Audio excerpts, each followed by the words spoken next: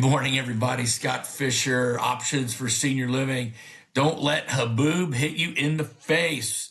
Welcome back to our newest episode, and I'm excited to introduce you guys to my guest this morning, Dr. William Deihl. Dr. Deihl is Dr. Hypno Doc. He goes by lots of names, he said to me. But when we met a few weeks back, we talked about the impact that aging was having on so many of his clients and people that come in and out of his world all the time. And the first time we met, we talked and thought, oh, this is going to be a fantastic conversation. So, Doc, I'm so glad you're here to join me today. Welcome to the show. Well, thank you very much. It's my honor to be here. One of my things is always to help out the community and be out there to help educate and lead people to a better place. So yes, if you have questions for this, I'll share this right now. I'll do it probably at the end. My website is dochypnosis.com, and you're more than welcome out if you have later on some questions. So I'm happy to be here, Scott. Thank you. Yeah. Thank you, Doc. In your LinkedIn bio, you talk about you're a third generation hypnotherapist. You've been voted best in Phoenix for nobody's best in class once, but 3 years in a row. That's got to be a reflection of your heart, your passion, your family's passion and commitment to care for others. I think it is. It's one of those things that I stumbled a father's information about him being a hypnotist, and then I stumbled upon my grandfather being a hypnotist, and this is after I had a Ph.D. in psychology. My father passed, and I found his certificate, and then I found out my grandfather was certified, and then I realized I was a third generation hypnotist. We approached this in a very family friendly manner. We're here for you. You're not a number. I think that's reflected in each one of our sessions. When you come on in, I do a progressive form, what I call neuroflow hypnosis, where we actually go and reassess every time we meet with you to make sure we get the best out of every session. And it makes I would say about 1/3 faster than traditional hypnosis. Well, there's got to be stigmas and some barriers to overcome for people when they come in. Fear that they're losing control, fear that some things that are buried deep are going to come up and out. What? So you want to take any of that on for a minute? Oh, sure. No problem. I actually address that in every one of my sessions. The very first time meeting someone, they'll come in. One, I don't know what's going to happen. Two, if I have a strong mind, will it work for me? The honest opinion is everybody goes into hypnosis. We go into hypnosis. It's a natural process. You ever driven someplace and wondered how you got there? Hey, you went into what's called highway hypnosis. They gave us credit. Yay. So you actually go into hypnosis throughout your day, 7 to 10 times. There's some studies actually say 100 times a day. So 7 to 10 times easiest for me. So it's a natural process. And a lot of people think you have to pass out. You have to be hypnotized.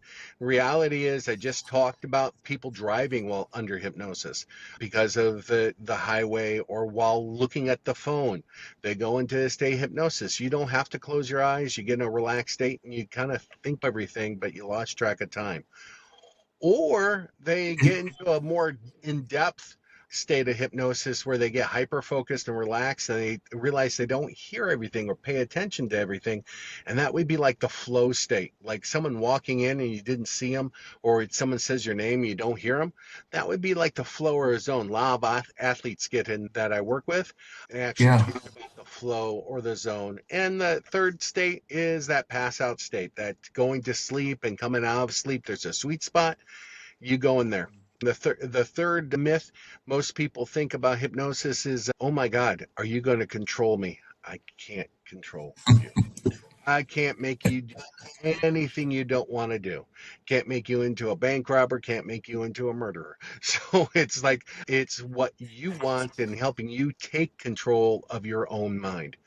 And the last thing, most people will ask, well, does depth mean anything? Can you take me really deep? And realize that depth doesn't mean much. I've had individuals have a breakthrough while staring up the ceiling, eyes wide open, others bent over, drooling, having a breakthrough. Or someone gives me a call 3 days after their last session and goes, hey, do you do voodoo? I go, no, I do have a I do have a magic wand, but that's just for show. But it's not anything magical. If anything, it's helping you find the magic within you. I love that. My hope with this show and each of these episodes, as I talk to various professionals, is to get at some of the, I don't know, the commonalities or the similarities that exist within people from various aspects of different professionals, businesses, or their lives. This issue of aging is a heavy, heavy thing. It feels as if the last 8 or 10 years, so many of us in our generation that are now experiencing the impacts of it, our own, coupling with that, the aging journey of our parents has really compounded the issue. My situation is there's 4 generations of us alive. Like, well, my mom just passed, but my mother, myself, my kids, my grandkids, those of us in the middle of this are juggling a lot. Hence, they end up potentially in your office sorting out the issues of their life, their love, or challenges and traumas with their parents, their siblings, the pressures of maintaining a career, a marriage, being a parent. Parenting our adult kids is often harder than parenting them when they were 5. And then we have our grandkids. So I'm saying a lot here that it crosses a lot of scopes and a lot of layers, doesn't it?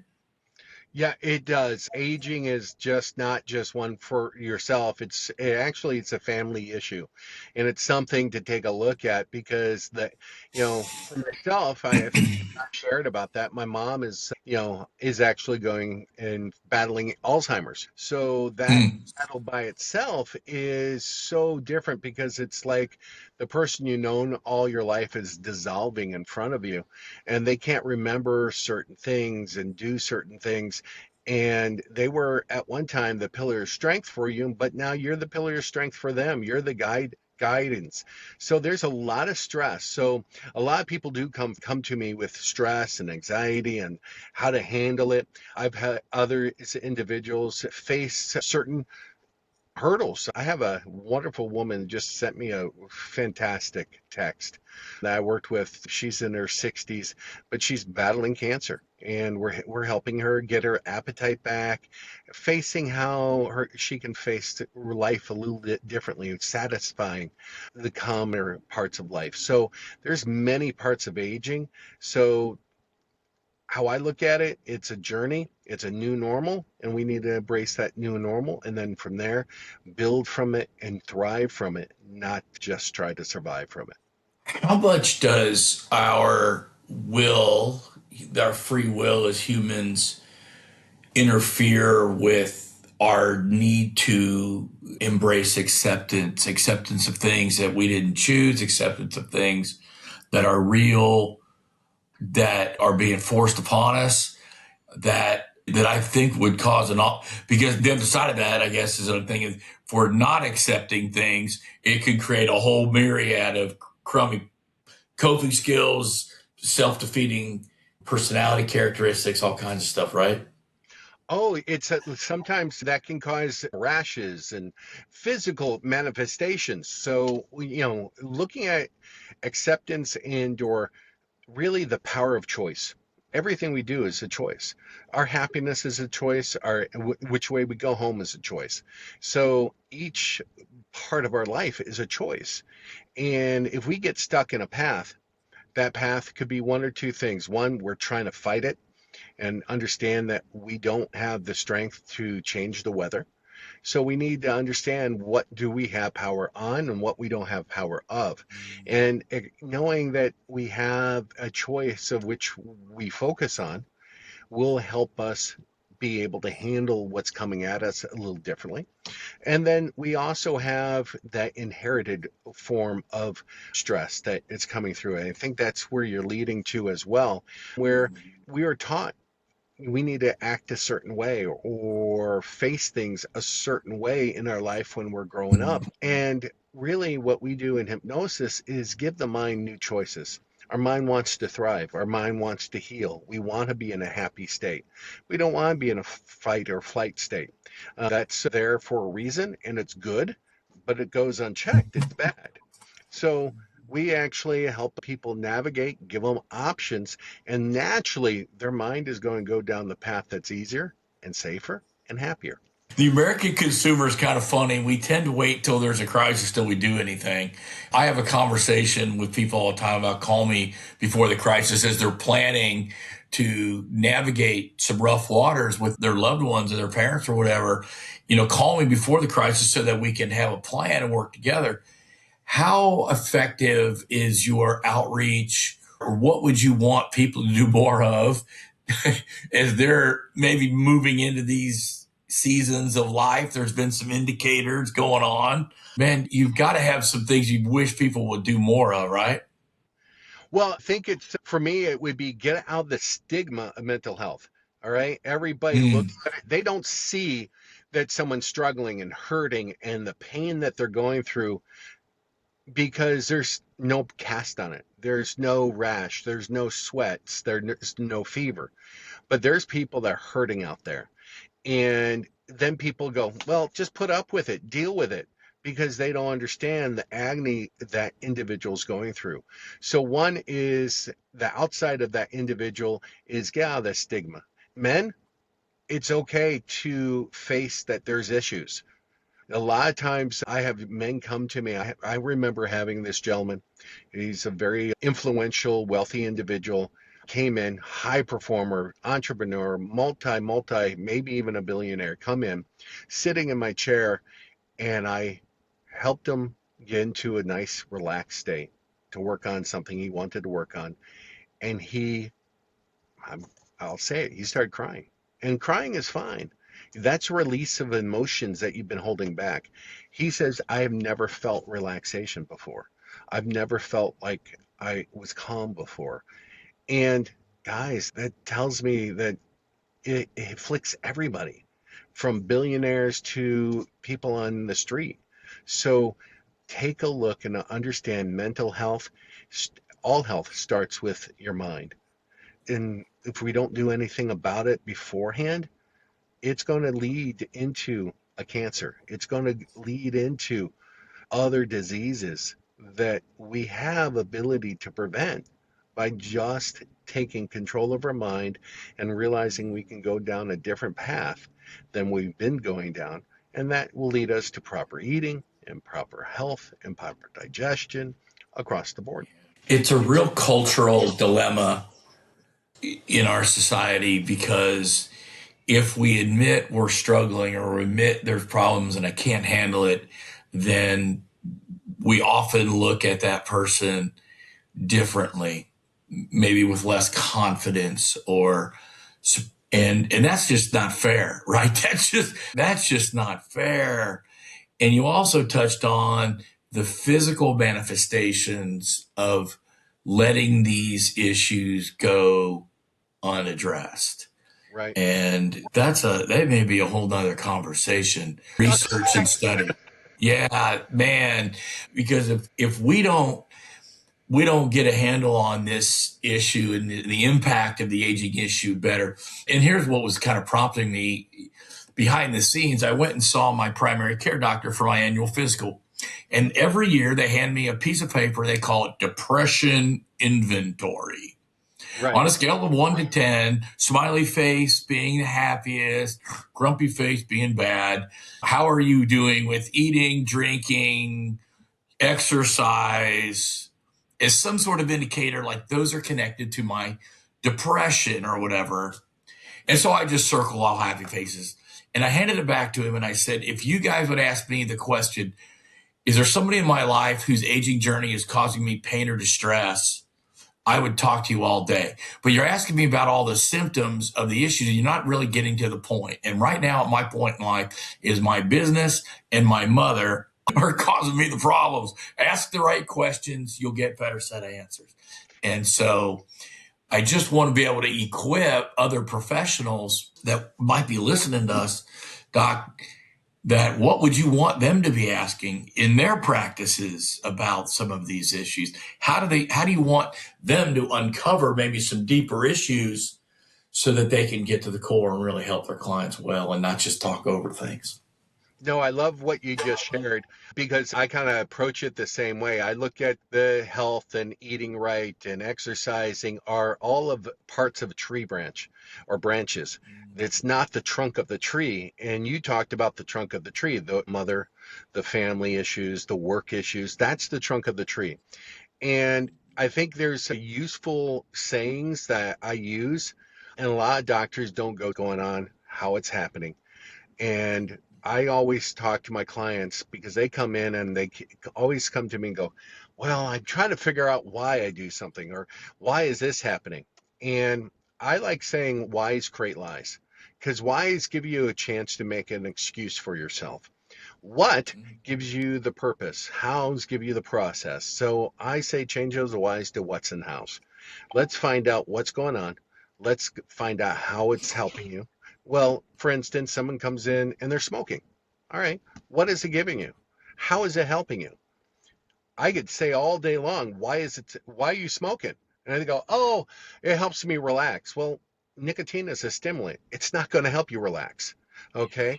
Okay. So let's think about this. Oh, it helps me do this.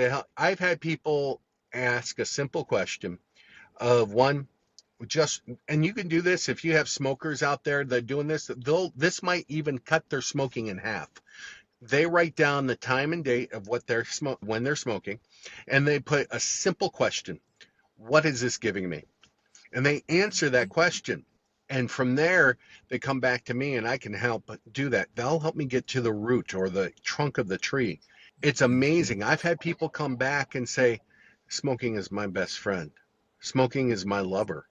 Smoking is the only thing I can ever depend on. Can I talk about, is that relaxation? Is that, it's the only sense of control I have throughout the day. Okay, that's the trunk. That's the Yeah. smoking is the symptom. So same thing when you're talking about the stress and constantly going through stress is going to cause the cortisol buildup and release in your system. So you're going to get that, belly fat. Stress is going to cause that hardening of the arteries because of the cortisol being dumped. So we need to take a look at it and realize that mental health is as much as physical or spiritual health. So I kind of look at a triangle when I'm working with my clients, and maybe a lot of doctors need to do this. There's a Yeah. physical part, that's movement, exercise, mobility. The chemical part, that's the eating and nutrition and vitamins and some medications. And then there's a spiritual or mental part. So there's to make that pyramid, to make that triangle, you have to hit all three to make sure you're serving your clients properly. And I think that's it for health practitioners who are listening to this.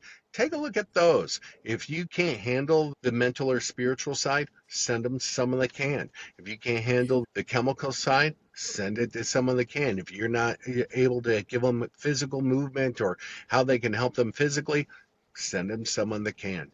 Be willing, because we're not here to just help them and with just hypnosis. When they come to doc hypnosis, they come to me and I look at them as a friend. I look at them as a partner. I'm going to work with them to help them get to where they need to go. And I'm going to suggest this morning, I text out and referred 3 doctors to a client that needs help because, hey, I know what they need. I can see it. They're talking to me. So be there for your clients. You're really addressing the entire person and not just an aspect of them, but you're coming at this from the whole. Yeah, when I got this philosophy from a gentleman, his name was Dr. Stephen Kit Taylor. He was actually a neurologist. He was a chiropractor. He actually wrote the board examination for neurology. He was one of my best friends, and he approached this whenever he worked with anybody with that structure, that pyramid structure. And when you take the whole person into being, it becomes a life-changing experience. I had a chiropractor in working with her. She's like, oh my God, I came in for this, but this was life-changing. That's how it should be. We need to make Yeah. people's lives better. Yeah, amen to that.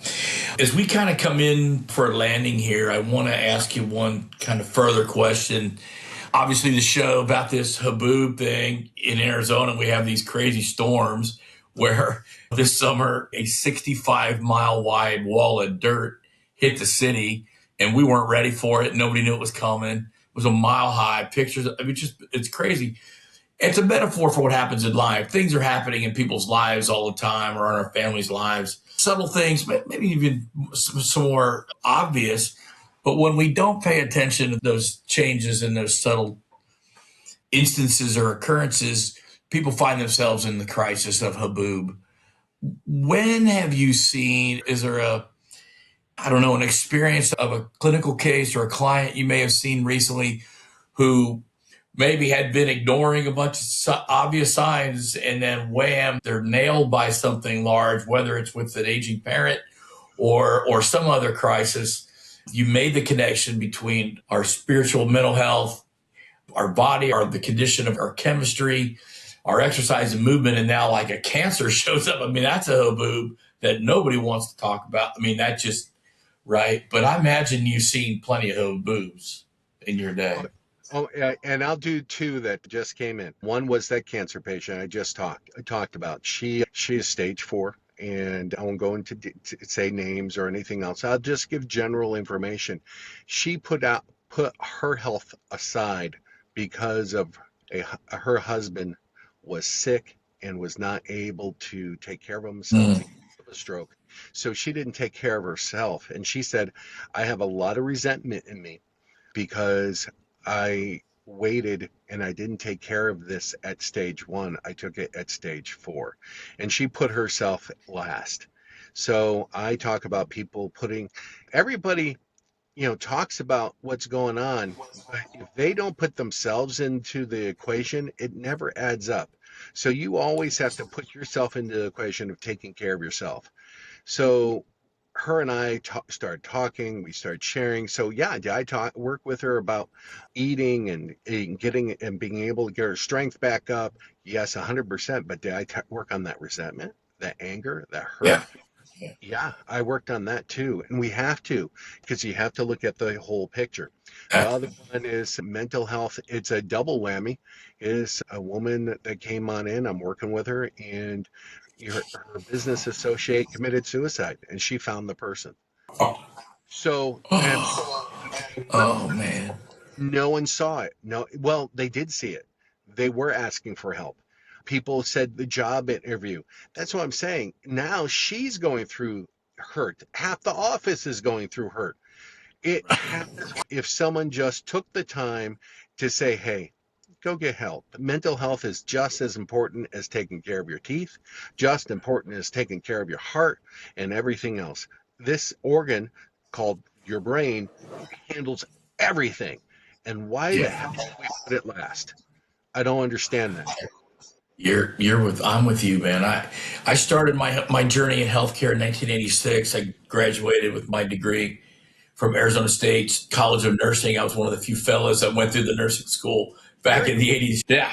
And my area was mental health and psychiatric nursing. I worked with troubled kids, folks with addictions, chronic pain, adult. I mean, I had a pretty broad gamut of things over 20 years. Led me to working with aging individuals that were suffering psychiatric symptoms associated with their Parkinson's and their Alzheimer's disease and things like that. And that's how I kind of got into these spaces over the years to guide families through this journey of this murky, swampy, complicated, complex world of aging and senior living and senior care. And your insights have been, I just think have been invaluable. We want to reach those individuals who are still working, balancing a lot of things in their life, that may have kids and grandkids and may have a parent that's aging. We want to reach those professionals that you have these people in your life. You employ them. They're in your churches. They're at your medical practices. So if you're a professional listening to us, heed the warning, ask the right questions, be sensitive to the needs of the people that are work for you or that are at your church, that we have to ask them with kindness and compassion, the right questions, and help bring some of these issues to the table, right? 100%. Oh, man. This has been so much fun. I promise you we're going to do this some more. Yeah, I feel like you've left me with some things. The last thing, just in the last little bit, you said put yourself into the equation. So many of us in the helping professions do not, right? And so if you're a professional educator, social worker, clinician, nurse, physician, counselor, we often put ourselves last with intention. So please hear the warning. I've heard the warning today. I appreciate it, Doc. Thank you so much for taking the time to share your wisdom and expertise in your heart with the audience today. I'm really grateful and look forward to doing this again. Thank you very much, Scott. It was an honor to be on. We'll do this again. All right, y'all. Have a great one. We'll see y'all later. Take care. Thanks for joining us. Bye-bye. Thanks.